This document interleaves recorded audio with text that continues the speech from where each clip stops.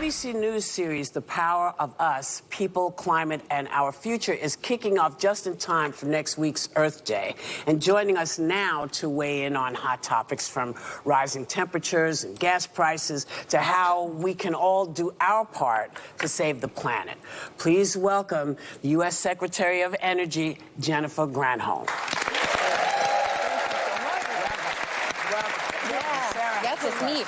So, Madam Secretary, thanks for joining us. Yes, of course. And as we're all gearing up to celebrate Earth Day, from your perspective, what is the single most important thing people watching this right now can do to fight climate change and reduce or lower our own carbon footprint? Okay, so there's great news, which is that because of the laws that were passed under President Biden, he's really obsessed with climate. He's also obsessed with lowering costs for people, and the two can combine. So one of the biggest things that you can do is to be able to weatherize your home, and there are tax credits associated with doing that. So, for example, if you want to install windows that don't leak out the heat in the winter and the cold in the summer, you can get a tax credit for that. You can get a tax credit for installing a heat pump instead of if your HVAC goes out. I mean, you can get a 30% tax credit or up to $2,000. So that's one thing, is weatherize your home and save money at the same time. If you weatherize your home, you can save about 30% on your energy bill. Great.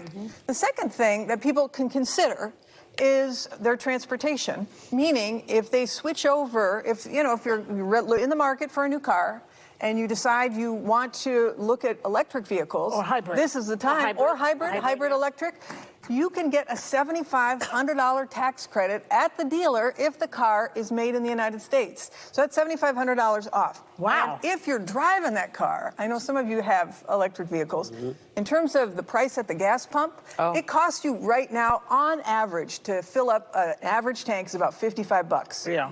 If you charge it, to go the same distance, it's between $15 and $30, depending on the kind of charger you use. Wow. So, I mean, think about it. You could be saving every time you fill up. What if you live in the projects? What if you don't have a home? So this is super important. So part of the president's agenda is to make sure that we have charging stations everywhere where there are gaps. And so there are gaps in urban areas. And so, and in New York, man, who can find a place to park to begin with, right? People don't have garages, et cetera. So every state got money, including New York, to creatively find ways to charge. So in New York, for example, it might be that if you need a charger, you go to one of these areas where they have multiple chargers to charge up. Or they're looking at ways to be able to pull down a charger from a streetlight, right? And use that to charge your car using charging stations. Something with the roads. Well, that is a little bit further down. Yeah. But you are thinking ahead, and you are as always. But that's the way to do it. When you're driving, you're charging. And this is good in rural America as well. Pardon me? It's good in rural America. In rural America too. Yeah. In fact, the president's goal is to get 500,000 electric vehicle charging stations across the country to take away the range anxiety that people feel of not being able to find a place to charge.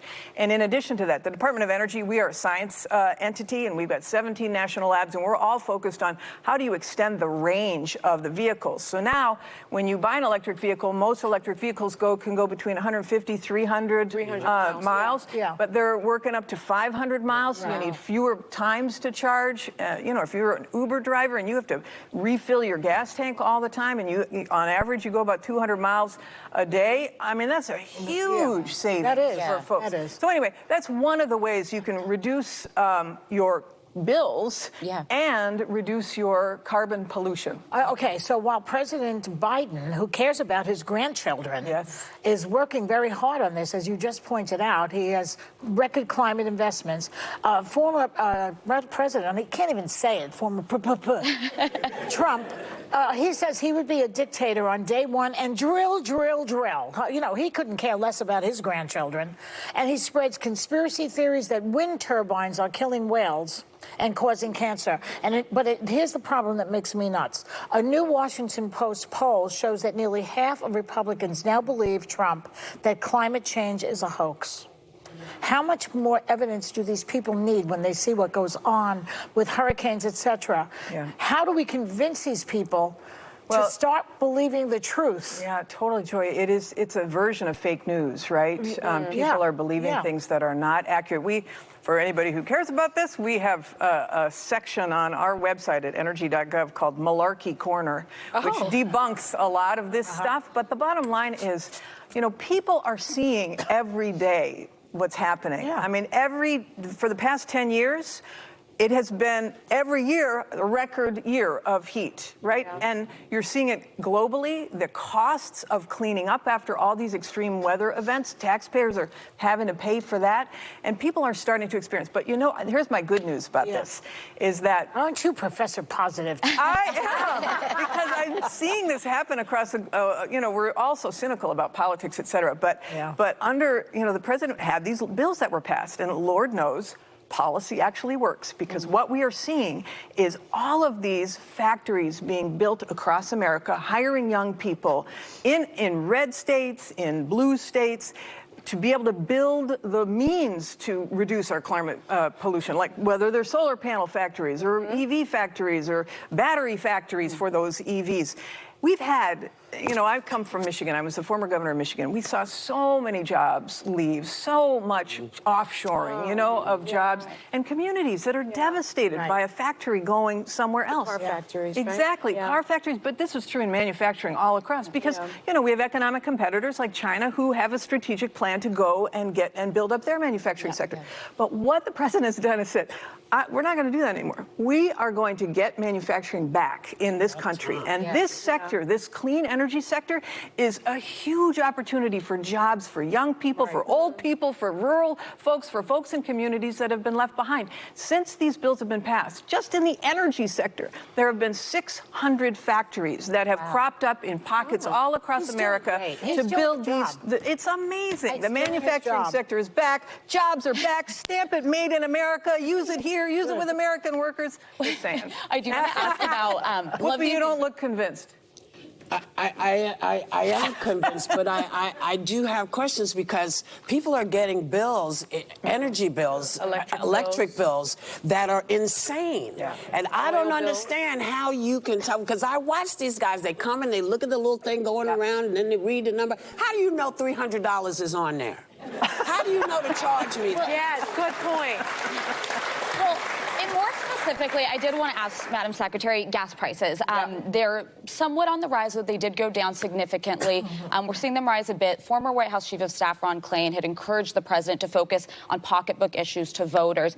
What is the administration doing to lower those prices, and should we be worried about the conflict in the Middle East contributing? Yeah, we should. And thank you for raising that, because people may not be aware. Of course, oil is where you get your gas from, and it's traded on a global market. And so if there is a conflict in, the Strait of Hormuz that blocks the flow of oil, that impacts what you pay at the pump. If if Russia invades Ukraine, that impacts what you pay at the pump. But the bottom line is, the president is really focused on this. And when Russia invaded Ukraine, we have this big tool called the Strategic Petroleum Reserve, and he released oil along with convincing our allies around the world to do the same, so that we put more supply on the market, because what it was, all these Russian barrels were pulled off. The president is watching this. He's obsessed with it, and so we're going to be doing what we can. As Jennifer, when are you going to run for president? Oh, my Lord.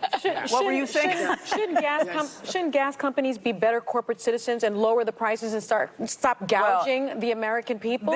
I know the president has really called upon this, and to increase supply as well. This is, I know. I see. So, we're getting the wind up. Thanks, you guys. Madam Secretary, come back. Come back again. Because this is really good. For more information on her department's new fuel savings calculator, you can visit our website, because we'll put you in mind of where to go. And, of course, we'll be right back.